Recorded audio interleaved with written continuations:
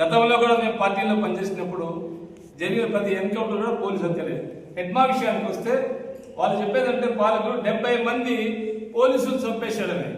ఒక హెడ్మా 70 మందిని పోలీసులు చంపితే నిరాయుధుడిగా ఉన్నటువంటి అతను ఎన్కౌంటర్ అంటారు. అంటే ఎదురు కాల్పులు జరిగినప్పుడు ఆయన దగ్గర ఆయుధాలు ఉంటాయి కదా. అందులో ప్రభుత్వం చెప్పేది చాలా పవర్ఫుల్, చాలా టాలెంటెడ్. ఆయన ఇంతవరకు అనేక సార్లు తప్పించుకొని పోయాడు. ఈసారి బెజవాడ దగ్గర ఎక్కడ దొరికితే ఆయన ఎదురు కాల్పులు చంపితే పోలీసులకు కనీసం రమంత కూడా లేదు. కారణం ఏంటి? పట్టుకోవడము, తీసుకెళ్లడము, అనుకున్న చోట కాల్చి చంపడమే. మొత్తం భారతదేశంలో జరిగిన ఎన్కౌంటర్ అంతా కూడా పోలీసు హత్యలే. ఇంకోటి ఏమంటే Hidma is not a ordinary man. ఇవాళ చేకువీరలాగా భారతదేశానికి చేకువీర హెడ్మా. ఆయన ఈరోజు ప్రపంచవ్యాప్తంగా ఆయన పలుకుబడి పెరిగిపోయింది. రెండోది ఏమంటే ఇక్కడ మీరు వైఎస్ రాజశేఖర రెడ్డి గారు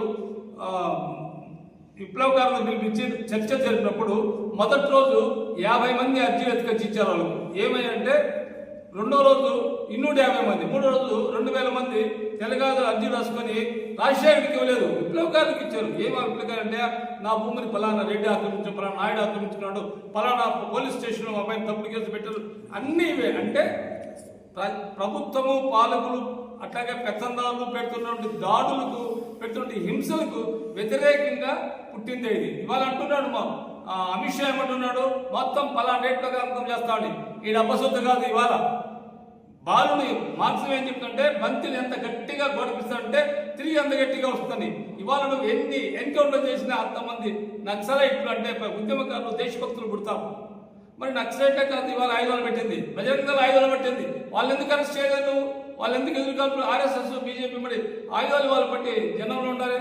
ఇంకోటి ఏమంటే బలగాలు పెట్టారు. ఇక్కడ ఛత్తీస్గఢ్ కానీ అనేక చోట్ల బలగాలు పెడితే ఆ బలగాలు ఇవాళ ఏం చేస్తున్నారంటే గిరిజన మహిళలు రేప్ చేస్తూ వేలాది మందిని రేప్ చేసిన చరిత్ర ఇవాళ మనం చూస్తున్నాం. ఎన్జిఓలు సర్వే చేస్తే ఎక్కడా కూడా ఒక్క ఎఫ్ఐఆర్ కూడా వాళ్ళపైన కట్టలేదు. అంటే ఈ దేశభక్తులను కాల్చడం పేరుతో, చంపడం పేరుతో మీరు వెళ్ళి అమాయక గిరిజనులు చంపేస్తున్నారు. ఎందుకంటే అసలు ఈ ఎన్కౌంటర్ ఎందుకు చేస్తున్నారు? పెద్దలు చెప్పినట్టు ఆ అడవుల్లో ఖనిజ సంపద ఉంది.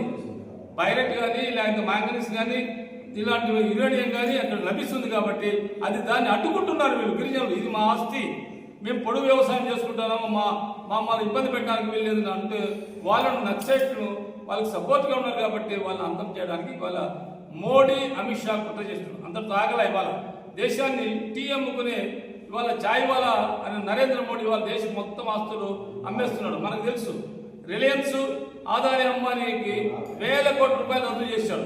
సామాన్య రైతు 10,000 రూపాయలు అప్పుంటే ఆయన తీసుకెళ్లి లోపల పెడుతున్న పరిస్థితి ఉంది. అట్లాగే ఎల్ఐసిలో 1000 కోట్ల రూపాయలు ఎల్ఐసి అమౌంట్ ఆదానికి అప్పు చేశాడు. ఇవాళ దోపిడీ జరుగుతోంది. అంబేద్కర్ వాదులు, వామపక్షవాదులు, ప్రజాస్వామ్యవాదులు ఏకమై ప్రభుత్వం మీద నేపాల్లో లాగా తిరుగుబాటు చేయకపోతే వేరే అవసరమే ఉండదు. అందులో ఎవరన్నా గట్టిగా మాట్లాడితే అర్బన్ నక్సలైట్ ఈ విధమైన చర్యలు చేస్తుంది. ఇక్కడ ఉపా చట్టాలు కానీ ఇంకో చట్టం కానీ అంతా కూడా ప్రజా వ్యతిరేక చట్టాలు. రాజ్యాంగాన్ని ఎంత నిర్వీర్యం చేశారంటే 3 ప్రత్యేకమైన ప్రతిపత్తికల నుండి అటానమస్ పవర్స్ నుండి మూడు సంస్థలు ఉన్నాయి. ఒకటి రిజర్వ్ బ్యాంకు, రెండోది జ్యుడిషియరీ, మూడోది ఎలక్షన్ కమిషన్. ఈ ఎలక్షన్ కమిషన్లో దాన్ని అన్యాయం చేసి అక్కడ కూడా పార్టీ పలుకుడు పెట్టాడు. ఇంకా రిజర్వ్ బ్యాంకులో దారుణమైన దోపిడీ చేసి బ్యాంకు రుణాలు మాఫీ చేస్తున్న పరిస్థితి ఉంది. ఇంకా ఎలక్షన్ కమిషన్ మనం చూస్తుంది, ఓటు చోరీ జరుగుతుంది. కాబట్టి ఇవాళ పాలకులకు పరిపాలించే హక్కు లేదు.